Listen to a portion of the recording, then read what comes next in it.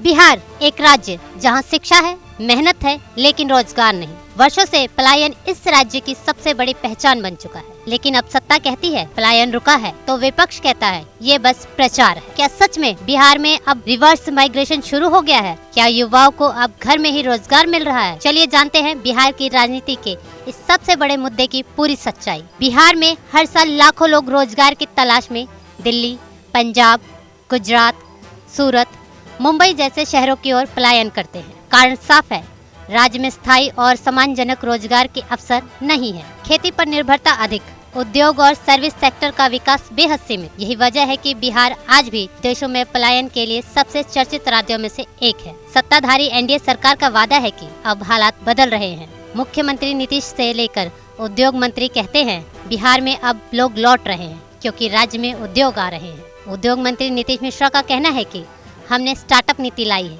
उद्योग क्षेत्र को मजबूत किया है। अब युवाओं को बाहर जाने की जरूरत नहीं। सरकार कुशल युवा कार्यक्रम, रोजगार मेले, स्टार्टअप, इंटर्नशिप जैसे योजनाओं का हवाला देती है।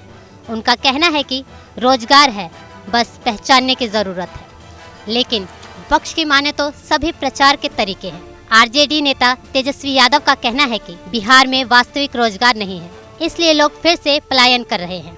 2020 में उन्होंने 10 लाख सरकारी नौकरी का वादा किया था, लेकिन आरोप है कि भर्तियों की प्रक्रिया धीमी है और घोटाले जारी हैं। अगर सरकार सच बोल रही है तो आंकड़े बताएं, कितनों को काम मिला, कौन से उद्योग आए। सरकारी आंकड़े कहते हैं कि बिहार में श्रमिकों की वापसी हो रही है, लेकिन दूसरी ओर बेरोजगारी दर अब भी राष्ट्रीय औसत के से ज्यादा है। नई फैक्ट्रियां गिनी चुनी है और बहुचर्चित आईटी सेक्टर अब भी बिहार से गायब है। सवाल उठता है कि क्या रिवर्स माइग्रेशन सिर्फ कोरोना का असर था और क्या आज का युवा वास्तव में बिहार में ही रहना चाहता है? 2025 का बिहार विधानसभा चुनाव नजदीक है और ये मुद्दा अब राजनीतिक बहस के केंद्र में है। एक तरफ एनडीए विकास, वापसी और अवसर की बात कर रहा है, तो दूसरी ओर विपक्ष सच्चाई, आंकड़े और युवाओं की उम्मीद की दुहाई दे रहा है। फैसला अब जनता के हाथ में है। क्या वो इस बार बदलाव लाएगी या वादों के झांसे में फिर आएगी? आपके हिसाब से क्या बिहार में सच में रोजगार बढ़ा है या पलायन की कहानी फिर दोहराई जा रही है?